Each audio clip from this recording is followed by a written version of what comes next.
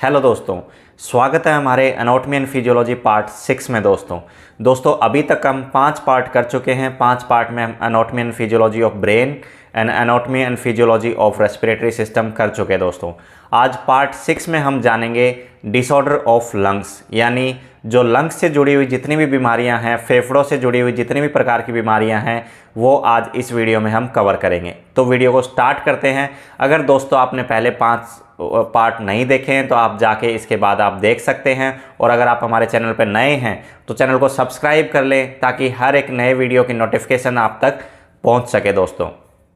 दोस्तों स्टार्ट करते हैं पार्ट 6 और देखते हैं लंग्स डिसऑर्डर को। कौन कौन से लंग डिसऑर्डर होते हैं, यानी फेफड़ों की बीमारियों के क्या क्या नाम हैं और उनके क्या क्या सिम्टम्स हैं, कौन कौन सी जो कॉमन बीमारियां हैं वो लंग्स में होने का खतरा बना रहता है। दोस्तों तो सबसे पहले देखते हैं कि लंग्स डिसऑर्डर क्या होते हैं। तो अगर लंग डिसऑर्डर की बात करें दोस्तों, तो जो भी बीमारी लंग्स को या फिर रेस्पिरेटरी डिजीज़ को, रेस्पिरेटरी सिस्टम को अफेक्ट करे, उसे बोलते हैं दोस्तों लंग्स डिसऑर्डर। तो सबसे पहले देखते हैं दोस्तों, some common lung disorder includes कि कॉमन बीमारियां कौन कौन सी होती हैं लंग से रिलेटेड। सबसे पहले दोस्तों नाम आता है अस्थमा का। दोस्तों अस्थमा एक बहुत ही कॉमन बीमारी है।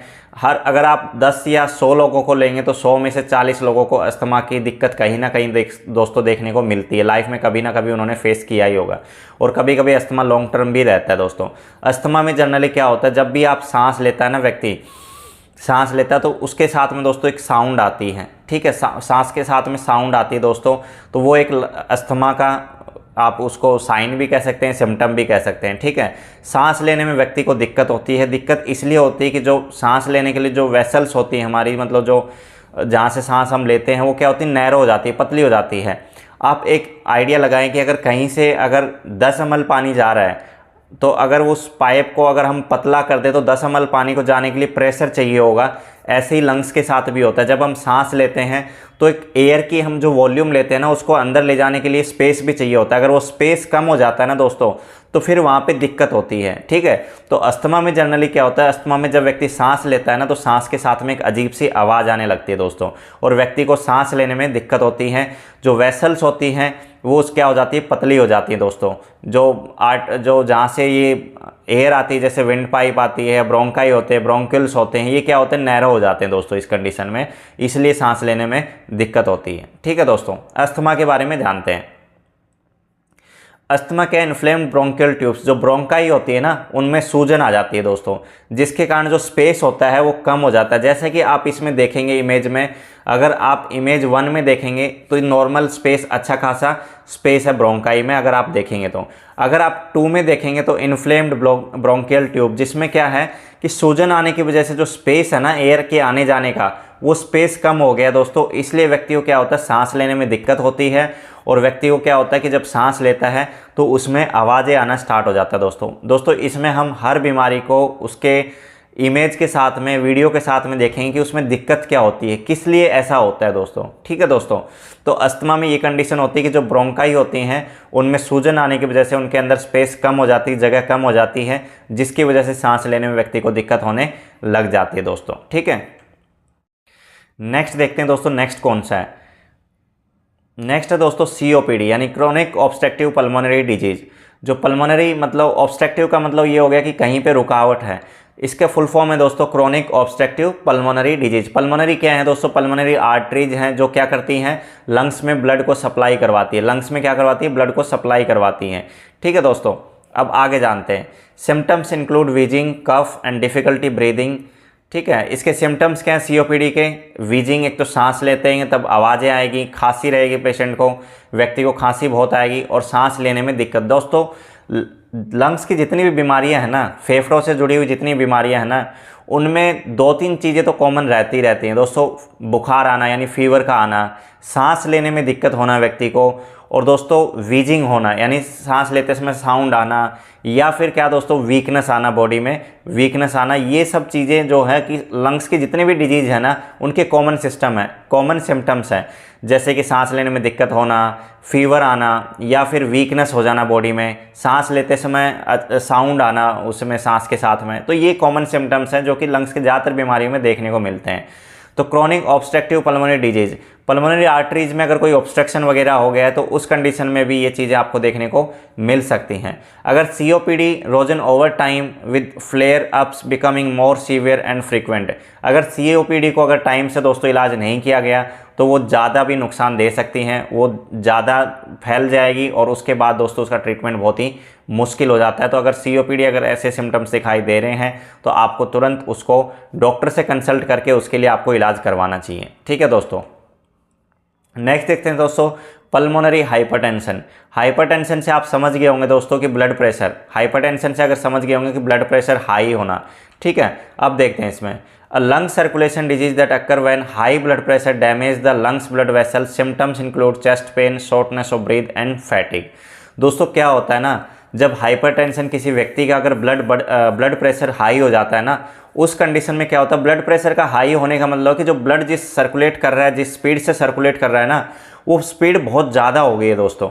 ठीक है, जो नॉर्मल हमारा ब्लड प्रेशर होता है वो 120/80 mmg पर मर्क्यूरी होता है। लेकिन दोस्तों अगर ब्लड प्रेशर अगर बॉडी में बढ़ जाता है ना, सर्कुलेशन अगर बढ़ जाती है तो दोस्तों क्या होता है ना, उसमें आर्टरीज फटने का डर रहता है। अगर आर्टरी फट गई, उसमें अगर ब्रेन में आर्टरी फट गई तो हो सकता है व्यक्ति को स्ट्रोक हो जाए, ब्रेन में ब्लीड हो जाए, या फिर दोस्तों अगर कहीं और जगह की आर्टरी फट गई तो वहाँ का जो ऑर्गन है दोस्तों हो सकता है वो डैमेज हो जाए। इसी प्रकार से जो पल्मोनरी हाइपरटेंशन है दोस्तों, अगर ब्लड सर्कुलेशन अगर ब्लड प्रेशर ज़्यादा है तो उसमें अगर लंग्स की कोई आर्टरी अगर फट जाती है तो उस कंडीशन में दोस्तों होता है पल्मोनरी हाइपरटेंशन। अगर कोई जो हाई ब्लड प्रेशर होने की वजह से अगर कोई लंग्स की अगर आर्टरी यानी लंग्स की जो जिसमें खून आता है लंग्स के अंदर, अगर वो आर्टरीज अगर फट गई, वहाँ से ब्लड लीक हो गया तो दोस्तों उस कंडीशन को बोला जाता है पल्मोनरी हाइपरटेंशन। उसके सिम्टम्स क्या रहते हैं, उसके सिम्टम रहते हैं दोस्तों चेस्ट पेन यानी छाती में तेज़ दर्द, शॉर्टनेस ऑफ ब्रीथ सांस लेने में दिक्कत, और फैटिग यानी थकावट। अगर सीवियर चेस्ट पेन है, शॉर्टनेस ऑफ ब्रीथ है और अगर थकावट है तो दोस्तों ये साइन हो सकता है पल्मोनरी हाइपरटेंशन का, अगर ब्लड प्रेशर हाई है तो दोस्तों। ब्लड प्रेशर हाई दोस्तों आपके शरीर के लिए नुकसान है ही है, बहुत हर चीज़ के लिए। ब्रेन में स्ट्रोक हो सकता है, ब्लीड हो सकती है, व्यक्ति पैरालिसिस में जा सकता है, लीवर फेल हो सकता है, किडनी फेल हो सकती है। तो दोस्तों अगर ब्लड प्रेशर हाई रहता है तो आपको ब्लड प्रेशर भी मैनेज करना चाहिए, नहीं तो वो बहुत खतरनाक हो सकता है दोस्तों। ठीक है, नेक्स्ट डिसऑर्डर देखते हैं दोस्तों। इसके बारे में पढ़ेंगे हम, ब्लड प्रेशर के बारे में पढ़ेंगे, लेकिन दोस्तों वो कोर्स में पढ़ेंगे हम, वो पढ़ेंगे सर्कुलेटरी सिस्टम में। जब हार्ट के बारे में पढ़ेंगे वो पार्ट देखेंगे कौन सा पार्ट होगा, लेकिन दोस्तों वो पार्ट आप तभी देख पाएंगे जब आप हमारे चैनल को सब्सक्राइब कर लेंगे, ताकि क्या रहेगा कि कोई भी नया वीडियो आएगा तो आपको नोटिफिकेशन मिल जाएगा दोस्तों। आपने अगर पिछले 5 पार्ट नहीं देखे हैं दोस्तों तो आप उनको ज़रूर देखिएगा इस वीडियो के बाद में। अगर आप रूटीन से उन एक पार्ट से स्टार्ट करके अगर रूटीन से देखते आएंगे दोस्तों तो आप 1-2 महीने में इतनी अच्छी जानकारी आपको हो जाएगी। अगर पैरामेडिकल के स्टूडेंट हैं तो उनके लिए तो दोस्तों बहुत ही बढ़िया, बहुत ही बेसिक लैंग्वेज है और इतनी आसानी से समझ में आने वाली है दोस्तों, वीडियो देखते देखते आपको याद हो जाएगा दोस्तों। ठीक है, नेक्स्ट देखते हैं दोस्तों। अब पल्मोनरी हाइपरटेंशन में इसमें देख सकते हैं जो पल्मोनरी हाइपरटेंशन है और दूसरा है दोस्तों नॉर्मल हार्ट है जिसमें। ठीक है, तो अगर आप वेसल्स को देखेंगे ना तो ये वेसल्स नैरोइंग हो गई है पल्मोनरी हाइपरटेंशन में, वेसल्स जो है बिल्कुल पतली पतली दिखाई दे रही हैं। और जो नॉर्मल हार्ट होता है दोस्तों उसकी जो वेसल्स देखेंगे आप वो बिल्कुल नॉर्मल दिखाई दे रही हैं। और इसमें अगर आप देखेंगे तो ये यहाँ पे देखेंगे तो वेसल्स बिल्कुल ही पतली हो रखी हैं, हो सकता है कि यहाँ से वेसल्स जो है रैप्चर भी हो रखी हो। ठीक है दोस्तों, तो पल्मोनरी हाइपरटेंशन में क्या होता है, ब्लड प्रेशर हाई होने की वजह से जो पल्मोनरी आर्टरीज हैं वो फट जाती हैं, जिसकी वजह से पल्मोनरी हाइपरटेंशन होता है दोस्तों। ठीक है, नेक्स्ट डिसऑर्डर देखते हैं दोस्तों। जो नेक्स्ट डिसऑर्डर है दोस्तों वो है निमोनिया। ठीक है दोस्तों, निमोनिया एक बहुत ही कॉमन कंडीशन है दोस्तों, ज़्यादातर ये बच्चों में देखने को मिलती है दोस्तों। सर्दी लगने के कारण या फिर किसी और कंडीशन के कारण निमोनिया देखने को मिलता है, लेकिन ज़्यादातर बच्चों में देखने के लिए मिलता है दोस्तों। बड़ों में भी हो जाता है लेकिन ज़्यादातर बच्चों में देखने को मिलता है। Pneumonia is a lung infection that cause the air sac in the lungs to fill with fluid और पस। निमोनिया में क्या होता है दोस्तों, निमोनिया किसी को भी हो सकता है, बड़े को भी हो सकता है, बच्चे को भी हो सकता है, कोल्ड कफ किसी की वजह से भी हो सकता है। एक टाइप का इन्फेक्शन है दोस्तों, ठीक है, जो कि लंग्स में हो जाता है। इसमें क्या होता है दोस्तों, जहाँ पे आपकी गैस एक्सचेंज होती है ना, एल्वियोलाई जो एयर सैक होते हैं उनमें क्या होता है दोस्तों, पानी भर जाता है, या तो पानी भर जाता है या दोस्तों पस भर जाता है, यानी किसी प्रकार का वेस्ट फ्लूइड भर जाता है दोस्तों उसमें। ठीक है, तो अगर आपका जो एयर सैक्स हैं अगर उनमें अगर फ्लूइड भर जाएगा तो जो आपकी गैसेज जो एक्सचेंज होनी है वो अच्छे से नहीं हो पाएंगी, इसलिए व्यक्ति को दोस्तों बहुत सारी चीज़ों का सामना करना पड़ सकता है दोस्तों। ठीक है, symptoms can range from mild to severe. जो सिम्टम्स हैं वो इसके हल्के से ज़्यादा खतरनाक भी दिखाई दे सकते हैं। वो डिपेंड करता है कि आपका जो निमोनिया है वो कितना बढ़ गया दोस्तों क्या होता है ना कि कहते हैं कि निमोनिया हो गया तो इसको पानी भर गया तो फिर सांस ले ही नहीं सकता। दोस्तों निमोनिया एक मतलब ये नहीं है कि दोनों लंग्स पूरे में निमोनिया हो गया है। जो लंग्स का कुछ पार्ट होता है दोस्तों वहाँ पे निमोनिया हो जाता है, तो वहाँ के जो एयर सैक है, जो एल्वियोलाई हैं, वहाँ पे उनमें पानी भर जाता है, जिसकी वजह से व्यक्ति को थोड़ी सी दिक्कत होती है। लेकिन ऐसा नहीं है कि व्यक्ति को सांस ही ना आए, मतलब बिल्कुल बेहोश हो जाए, ऐसा नहीं होता दोस्तों। निमोनिया एक प्रकार का इन्फेक्शन है। हाँ, अगर आपने टाइम से उसको ट्रीट नहीं किया तो हो सकता है कि वो बाकी के आपके लंग्स में फैल जाए, तब आपको ज़्यादा दिक्कत हो सकती है दोस्तों। तो निमोनिया में क्या होता है, जो एल्वियोलाई यानी जो एयर सैक होते हैं उसमें फ्लूइड या फिर पस भर जाता है, जिसकी वजह से वहाँ से जो गैस का एक्सचेंज होना होता है दोस्तों वो नहीं हो पाता है दोस्तों। तो अगर दोस्तों इसके बारे में आपको लंग्स के बारे में पूरा जानना है तो आपको पिछला पार्ट देखना पड़ेगा, पार्ट 5 दोस्तों। एक एक पार्ट दोस्तों एक दूसरे से कोरिलेट करता है। अगला है दोस्तों कफ विदाउट म्यूकस। कफ खांसी आएगी, मतलब बिना म्यूकस के, मतलब सूखी खांसी आपको देखने को मिलेगी। ठीक है। नेक्स्ट जो सिम्टम इसका फीवर है दोस्तों। कुछ दोस्तों ये कॉमन सिम्टम्स हैं दो देखने को मिलते हैं, fever, cough, shortness of breath, chills. और नेक्स्ट अगर देखें ट्रबल ब्रीदिंग, सांस लेने में दिक्कत, chest pain, specially when breathing deeply, जब लंबा सांस लेते हैं तो उस टाइम पे छाती में दर्द होता है आपको। ठीक है। नेक्स्ट अगर देखें तो फास्ट हार्ट बीट, जो हार्ट बीट है वो तेज़ हो जाती हैं व्यक्ति की। ये निमोनिया के सिम्टम्स है दोस्तों। थकावट होना, कन्फ्यूजन, और specially in older adults confusion की सिचुएशन रहती है, क्योंकि माइंड अच्छे से काम, क्योंकि आदमी अगर बीमार रहता है तो वैसे ही थोड़ा सा टेंशन में चला जाता है। उस कंडीशन में दोस्तों उनको व्यक्ति को ना यादाश्त करने, कन्फ्यूजन में मतलब रहता है, थोड़ा सा ना चीज़ों को डिसीजन लेने में दिक्कत का सामना करना पड़ता है। ठीक है। लॉस ऑफ एपेटाइट यानी भूख कम हो जाती है, भूख लगना बंद हो जाती है। ठीक है। उसके बाद नोजिया और वोमिटिंग यानी जी में चलाना या फिर उल्टी का होना, ये कॉमन सिम्टम्स हैं जो कि निमोनिया में आपको देखने को मिल सकते हैं दोस्तों। तो निमोनिया एक कॉमन इन्फेक्शन ही है, जो भी किसी प्रकार की एंटीबायोटिक डॉक्टर की कंसल्टेशन करके आप एंटीबायोटिक लेंगे कुछ टाइम तक तो वो ठीक हो जाता है दोस्तों, अगर वो माइल्ड है तो। अगर सीवियर हो तो हो सकता है कि लंबा ट्रीटमेंट भी आपका चल सके दोस्तों।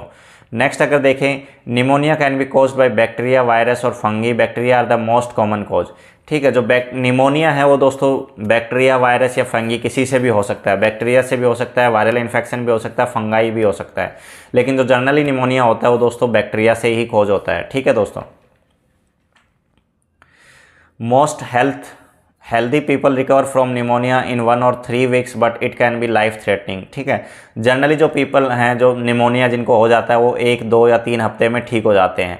लेकिन दोस्तों अगर इसका टाइम से ट्रीटमेंट नहीं हुआ, टाइम से क्योर नहीं हुई इसकी, तो दोस्तों ये लाइफ थ्रेटनिंग भी हो सकता है, जानलेवा भी है दोस्तों, हो सकता है। ठीक है दोस्तों। अगर आपको भी कुछ ऐसी इस प्रकार के सिम्टम्स अगर आपको दिखाई दें तो आपको तुरंत डॉक्टर से कंसल्टेशन करना चाहिए दोस्तों।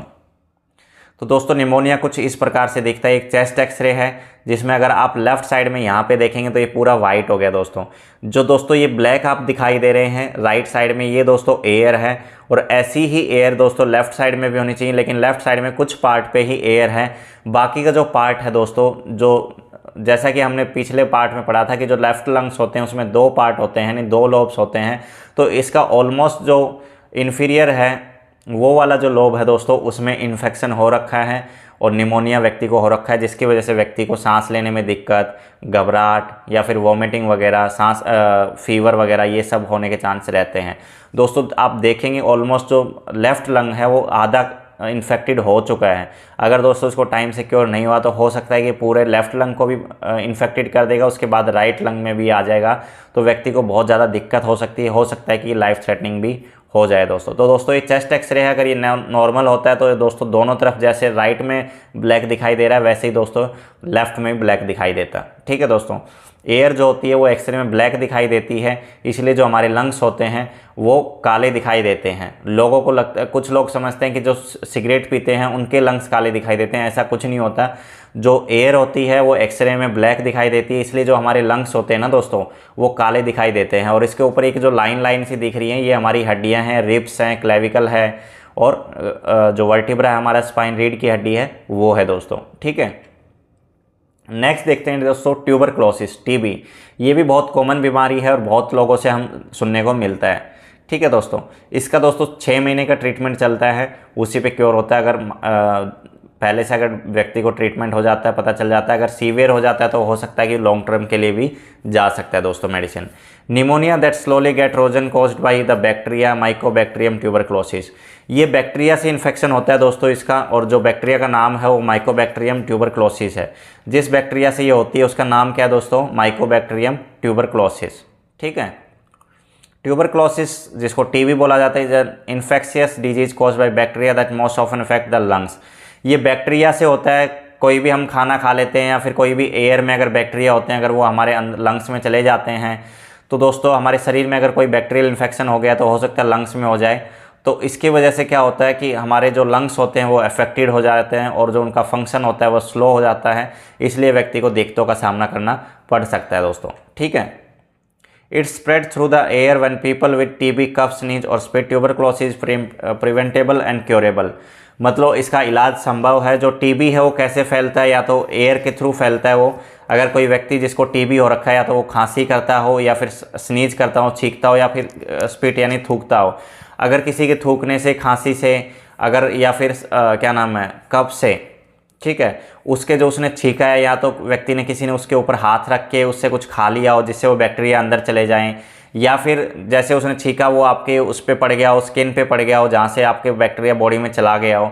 तो दोस्तों जो टीबी होता है वो जनरली किससे फैलता है? या तो खांसी से। अगर कोई व्यक्ति खांस रहा हो तो उसके जो बैक्टीरिया के जो ड्रॉपलेट्स होते हैं आपके जो खांसने पे, हो सकता है कि वो व्यक्ति के डायरेक्टली माउथ में चले जाएं, या जो ब्रीथ कर रहा है उसके थ्रू आपके लंग्स में चले जाएं, जिससे कि आपको बैक्टीरिया हो जाए। तो जिस व्यक्ति को टीबी है उसको जनरली मास्क पहन के रखना चाहिए और कहीं पर थूकना नहीं चाहिए, कहीं ऐसी जगह पे थूकना नहीं चाहिए जहाँ पे कोई व्यक्ति उससे टच हो सकता है। खांसे तो भी मुंह पे हाथ रख के या फिर रुमाल रख के खांसे। छींके तो भी अपने आसपास को ध्यान रखें, कहीं ऐसी जगह पे ना छींके कि जहाँ से कोई व्यक्ति उस बैक्टीरिया को ले सके दोस्तों। ठीक है, तो टीबी वाले पेशेंट को जनरली मास्क लगा के रहना चाहिए दोस्तों, क्योंकि ये स्प्रेड हो जाता है दोस्तों, एक व्यक्ति से दूसरे व्यक्ति में फैल सकता है दोस्तों। ठीक है, सांस के थ्रू भी फैलता है दोस्तों। अगर आप किसी दो व्यक्ति आपस में बैठ के बात कर रहे हैं, उस टाइम पे सांस ले रहा है, जो टीबी वाला मरीज है सांस ले रहा है, उसके सांस में भी बैक्टीरिया वाले जो इन्फेक्टेड बैक्टीरिया हैं वो हो सकते हैं, ताकि वो ब्रीद ले रहा है, आप भी उसी ब्रीद को लेंगे, उसी एयर को, तो वो आपके लंग्स में चला जाता है। तो टीबी वाले व्यक्ति से थोड़ा डिस्टेंस बना के रखें, मास्क पहन के रखेंगे आप टीबी वाले व्यक्ति, तो उसको कोई भी दिक्कत नहीं होने वाली दोस्तों। ठीक है, नेक्स्ट देखते हैं दोस्तों पल्मोनरी एम्बोलिज्म। पल्मोनरी एम्बोलिज्म मतलब क्या होता है दोस्तों? जो पल्मोनरी आर्टरीज होती हैं ना लंग्स की, उन आर्टरीज के अंदर कोई थ्रोम्बस के कारण, यानी कोई ब्लड क्लॉट के कारण रुकावट हो जाए, उसकी वजह से क्या होता है दोस्तों? Pulmonary embolism. पल्मोनरी एम्बोलिज्म का मतलब है कि जो पल्मोनरी आर्टरी हैं जो लंग्स को ब्लड सप्लाई करवाती हैं, उन आर्टरीज के अंदर कोई थ्रोम्बस चला जाए, यानी कोई ब्लड का क्लॉट टुकड़ा बन के उस आर्टरी के अंदर चला जाए और वहाँ पे जाके क्या हो, रुक जाए और वो ब्लड की सप्लाई को रोक दे लंग्स में जाने के लिए, जिसको बोला जाता है दोस्तों पल्मोनरी एम्बोलिज्म। अगर लंग्स में ब्लड की सप्लाई नहीं जाएगी दोस्तों तो लंग्स क्या कर जाएंगे? कोलैप्स कर जाएंगे, लंग्स डैमेज हो जाएंगे दोस्तों। इस कंडीशन को लंग्स फेलियर भी हो सकते हैं। अगर लंग्स फेलियर हो गए तो दोस्तों व्यक्ति को परमानेंट वेंटिलेटर पे रखना पड़ेगा। व्यक्ति क्या होगा कि वो अपने आप से सांस ले ही नहीं पाएगा दोस्तों। तो जानते हैं कि क्या होता है pulmonary embolism? A blood clot usually in deep leg vein called deep vein thrombosis. कभी कभी क्या होता है, जो हमारे वेन्स होती है ना, उनके अंदर कोई थ्रोम्बस बन जाता है दोस्तों, यानी कुछ पार्टिकल्स मिलके ना एक ऐसा क्लॉट, ब्लड का ही मान लो, ब्लड का एक क्लॉट बन जाता है। अगर वो क्लॉट दोस्तों वो नीचे डीप वेन थ्रोम्बोसिस, यानी अगर वेन में अगर वो क्लॉट बन गया तो उनको डीप वेन थ्रोम्बोसिस कह दिया। डीप वेन कौन सी होती है दोस्तों? जो लेग्स की होती है ना हमारी, उनको डीप वेन बोला जाता है। अगर उस वेन के अंदर कोई थ्रोम्बस बन गया तो उसको बोला दोस्तों डीप वेन थ्रोम्बोसिस। अगर वही थ्रोम्बस दोस्तों वेन से निकल के अगर ऊपर ट्रेवल कर गया ब्लड के थ्रू, हार्ट में भी जा सकता है, हार्ट फेलियर कर सकता है। अगर वो पल्मोनरी आर्टरी में जाके रुक गया दोस्तों, तो दोस्तों इसको बोला जाता है पल्मोनरी एम्बोलिज्म। तो इसका क्या है मतलब? A blood clot usually in deep leg vein called deep vein thrombosis. अगर वो वेन में रुका है तो उसको डीप वेन थ्रोम्बोसिस बोलेंगे।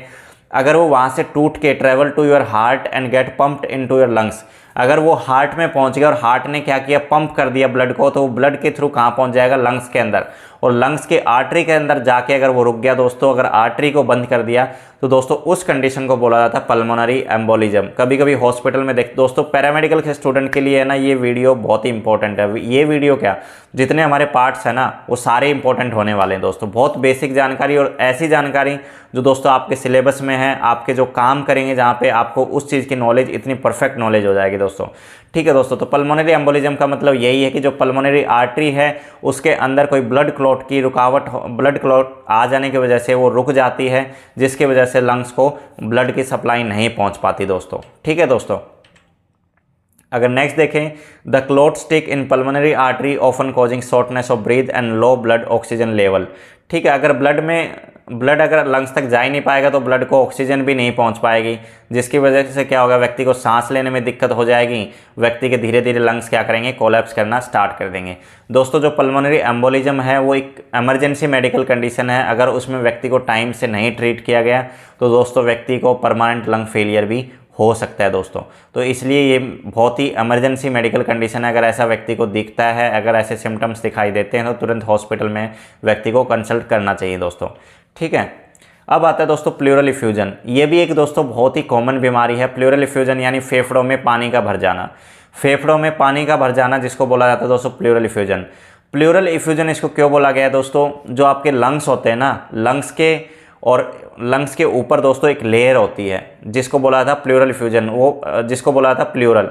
ठीक है, प्लूरा फ्लूइड वो क्या करता है कि आपके लंग्स को है ना कवर करके रखता है। कोई भी बाहर से इंजरी हुई, कुछ भी हुआ तो वो जल्दी से आपके लंग्स को डैमेज करने से पहले उसके ऊपर से उस इंजरी को आना पड़ेगा। तो लंग्स को, जैसे हमारे ब्रेन को मेनिंजिस कवर करके रखती थी, ऐसे जो हमारे लंग्स होते हैं उसको प्लूरा फ्लूइड जो होता है वो कवर करके रखता है। अगर दोस्तों आपके लंग्स के बीच में और प्लूरा के बीच में अगर पानी भर जाता है दोस्तों तो उसको बोला जाता है प्लूरल इफ्यूजन। अगर दोस्तों पानी ज़्यादा भर जाएगा तो वो क्या करेगा, जो लंग्स होते हैं हमारे उसको प्रेशर करेगा, और लंग्स को क्या करेगा, लंग्स को प्रेशर करेगा तो लंग्स क्या होगा, छोटा होना स्टार्ट हो जाएगा। अगर लंग्स कम होगा दोस्तों, अगर उस पर प्रेशर पड़ेगा तो दोस्तों उसके जो सॉफ्ट टिश्यू होते हैं वो धीरे धीरे डैमेज होना स्टार्ट हो जाते हैं, और वहाँ का एरिया होता है दोस्तों वो इन्फेक्शन भी हो सकता है दोस्तों। ठीक है, तो क्या होगा कि लंग्स का फंक्शन जो होगा वो अबनॉर्मल होगा, व्यक्ति को पेन होगा उस एरिया में। जनरली जो प्लूरल इफ्यूजन होता है दोस्तों उसमें पेन होता है। अगर आपको चेस्ट में किसी एक साइड में पेन हो रहा है, राइट या लेफ्ट में, तो उस कंडीशन में आपको प्लूरल इफ्यूजन हो सकता है दोस्तों। व्यक्ति को बुखार रहती है और पेन जो होता है बहुत सीवियर होता है, जैसे पथरी का दर्द होता है, उसी प्रकार से कुछ इसका भी प्लूरल इफ्यूजन का भी दर्द होता है दोस्तों। ठीक है, तो अब देखते हैं कि प्लूरल इफ्यूजन में क्या होता है। Fluid collect in the space between your lung and the chest wall. जो चेस्ट वॉल, जो प्लूरा होती है और जो ये आपका लंग्स होता है उसके बीच में जो स्पेस होता है, अगर उसमें पानी भर जाता है दोस्तों उस कंडीशन को बोला जाता है प्लूरल इफ्यूजन। तो पानी के भरने की वजह से दोस्तों वहाँ का जो लंग्स होता है वो अच्छे से काम नहीं कर पाता, वहाँ पे गैस का एक्सचेंज अच्छे से नहीं हो पाता, जिसकी वजह से आपको ये दिक्कत होती है। निमोनिया और heart failure usually cause this. ज़्यादातर निमोनिया होने की वजह से या फिर हार्ट फेलियर होने की वजह से ये कंडीशन व्यक्ति में देखने को मिलती है। निमोनिया में हमने देखा था कि क्या हो जाता है, निमोनिया के अंदर क्या होता है, जो एल्वियोलाई होते हैं उनके अंदर पानी भरना स्टार्ट हो जाता है। अगर वो निमोनिया ज़्यादा बढ़ जाता है दोस्तों तो उस कंडीशन में वो पानी क्या होता है, अगर एल्वियोलाई में अगर पानी भरेगा तो धीरे धीरे दोस्तों वो बाहर आएगा और वो पूरे लंग्स को कवर कर देगा दोस्तों। तो अगर निमोनिया आपका ज़्यादा बिगड़ जाता है तो उस कंडीशन में आपको प्लूरल इफ्यूजन भी हो सकता है दोस्तों। अगर ज़्यादा पानी भर गया है दोस्तों तो उस कंडीशन में क्या किया जाता है दोस्तों, लंग्स टैपिंग किया जाता है। टैपिंग का मतलब हो दोस्तों कि वहाँ पे एक ट्यूब डाल के, आपके लंग्स में एक ट्यूब डाल के उस पानी को बाहर निकाला जाता है। अगर तो आगे देखते हैं दोस्तों, large pleural effusion can make it hard to breathe and may need to be drained. तो अगर ज़्यादा प्लूरल इफ्यूजन हो गया, ज़्यादा पानी भर गया है तो दोस्तों उसको आपको सांस लेने में दिक्कत होगी और may need to be drained, यानी उसको साफ़ करने की भी ज़रूरत होगी। तो साफ़ मैंने जैसे बताया कि एक टैपिंग किया जाता है जिसमें डॉक्टर ट्यूब डाल के आपके पानी को बाहर निकाल देता है दोस्तों। ठीक है, अगर थोड़ा बहुत पानी है दोस्तों, हल्का फुल्का है, तो वो कुछ मेडिसिन या फिर एंटीबायोटिक दे के भी ठीक हो सकता है, अगर आप टाइम से उसको देख लेते हैं दोस्तों। अगर आपको एक साइड में chest pain, severe chest pain होता है तो दोस्तों आपको चेस्ट एक्सरे जरूर कराना चाहिए। ठीक है दोस्तों, नेक्स्ट हम देखते हैं दोस्तों न्यूमोथोरेक्स। न्यूमोथोरेक्स में क्या होता है दोस्तों, ये भी एक लंग कंडीशन है। एयर में get into the space between your chest wall and the lungs, collapsing the lungs. Sorry, जो आपके लंग्स होते हैं ना दोस्तों, उनके और चेस्ट वॉल के बीच में अगर एयर चली गई है, ठीक है, किसी भी कारण के, कोई चोट लगने की वजह से, क्या होता है, कभी कभी किसी व्यक्ति का एक्सीडेंट हो गया, हो सकता है कि वहाँ पे आपके चोट लग गई, और चोट ऐसी लग गई कि वहाँ से क्या दोस्तों जगह बन गई, मतलब कोई ऐसा लीजन हो गया जिससे क्या होगा कि बाहर की एयर आपके लंग्स के और चेस्ट वॉल के बीच में चली गई है। तो वो क्या करेगी, आपके लंग्स को प्रेशर करेगी, और हो सकता है इतना प्रेशर डाल दे लंग्स के ऊपर कि आपके लंग्स कोलैप्स कर जाएं। तो न्यूमोथोरेक्स बहुत एक इमरजेंसी मेडिकल कंडीशन है। अगर कोई ट्रॉमा की वजह से या फिर किसी और वजह से अगर आपके लंग्स में एयर चली जाती, मतलब लंग्स में तो एयर होती ही है, अगर बाहर की कोई एयर आपके चेस्ट वॉल और लंग्स के बीच में अगर कोई एयर आ जाए तो लंग्स को क्या करेगी, प्रेशराइज करेगी, और आपके लंग्स कोलैप्स भी कर सकते हैं। लंग्स में क्या होता है दोस्तों, एयर ही होती है। अगर बाहर से कोई ज़्यादा प्रेशर से अगर एयर चली जाएगी तो लंग्स आपके कोलैप्स भी कर सकते हैं। ठीक है, तो न्यूमोथोरेक्स में क्या होता है कि आपके लंग्स और जो चेस्ट वॉल होती है उसके बीच में अगर एयर चली जाए तो उसको बोला जाता है दोस्तों न्यूमोथोरेक्स। ठीक है दोस्तों, नेक्स्ट है दोस्तों लंग कैंसर, जो कि हम सब जानते हैं कि बहुत ही खतरनाक बीमारी है दोस्तों। ये तो दोस्तों कैंसर देखो भगवान ना चाहे किसी को भी हो, लेकिन ये दोस्तों अगर किसी भी पार्ट में हो जाती है तो उस पार्ट को कम्प्लीटली डैमेज कर देती है, और इसका एक ही इलाज है दोस्तों, या तो उस पार्ट को बाहर निकाल दिया जाए। और दोस्तों इसकी भी ग्रेड्स होती हैं कि ग्रेड 1 है, ग्रेड 2 है, ग्रेड 3 है, ग्रेड 4 है, कि कौन से स्टेज में है। उसी के अकॉर्डिंग जो ऑन्कोलॉजिस्ट होता है, जो कैंसर केयर का जो डॉक्टर होता है जिसको ऑन्कोलॉजिस्ट बोला जाता है, वो देखता है, रिपोर्ट्स देखता है, उसके बाद ही डिसाइड किया जाता है कि अगर आपको जैसे लंग्स में हो गया दोस्तों, तो लंग्स को निकाल तो नहीं सकते दोस्तों। अगर लंग्स को निकाल देंगे तो फिर व्यक्ति सांस कैसे लेगा। तो दोस्तों इसलिए डिपेंड किया जाता है कि उसको कैसे ट्रीट किया जाएगा। अगर लंग्स कैंसर हो जाती है तो देखा जाता है कि कितने पार्ट में लंग्स है, कितने पार्ट में कैंसर फैला हुआ है, उसी के अकॉर्डिंग फिर उसका ट्रीटमेंट किया जाता है। तो लंग्स कैंसर जहाँ पे भी आता है उस पूरे पार्ट को डैमेज कर देता है दोस्तों। It has many forms and may start in any part of your lungs, it most often in many part of your lung in near the air sac. जहाँ पे आपकी गैसेज एक्सचेंज होती है जनरली लंग्स में, वहाँ पे होता है ये एल्वियोलाई के आसपास दोस्तों। तो दोस्तों डिपेंड करता है कि कैंसर आपको कहाँ, लंग कैंसर दोस्तों जहाँ पे भी आ जाए वो दिक्कत करती है। लेकिन कुछ केसेस ऐसे होते हैं जैसे फीमेल के यूट्रस में कैंसर हो जाता है, तो उस कंडीशन में दोस्तों यूट्रस को निकाल देते हैं। जैसे व्यक्ति के अगर किसी गोल ब्लैडर में अगर कैंसर, जीबी कैंसर है, गोल ब्लैडर में कैंसर है, तो दोस्तों गोल ब्लैडर को निकाल दिया जाता है। ठीक है दोस्तों, तो डिपेंड करता है कि किस प्रकार की कैंसर व्यक्ति को है दोस्तों, क्योंकि दोस्तों इसका अभी तक कोई परमानेंट इलाज नहीं है। या तो ऑपरेट करके या फिर इसको कीमो वगैरह करा के, रेडिएशन थेरेपी करवा के इसका थोड़ा बहुत इलाज किया जा सकता है दोस्तों, लेकिन इसका कोई परमानेंट इलाज नहीं है दोस्तों। तो दोस्तों जो मोस्ट कॉमन लंग डिसऑर्डर थे वो इस वीडियो में हमारे यहीं ख़त्म होते हैं। ऐसे ही और वीडियोस देखने के लिए हमारे चैनल को सब्सक्राइब कर लें। और मुझे नहीं लगता दोस्तों अगर आपने ये वीडियो देखा होगा तो मुझे लगता है कि आपको पूरा समझ में आ गया होगा, बहुत बेसिक था और अच्छी जानकारी थी दोस्तों। तो दोस्तों पार्ट 7 में हम स्टार्ट करेंगे, हम आने वाला जो पार्ट है उसमें हम स्टार्ट करेंगे दोस्तों डाइजेस्टिव सिस्टम को।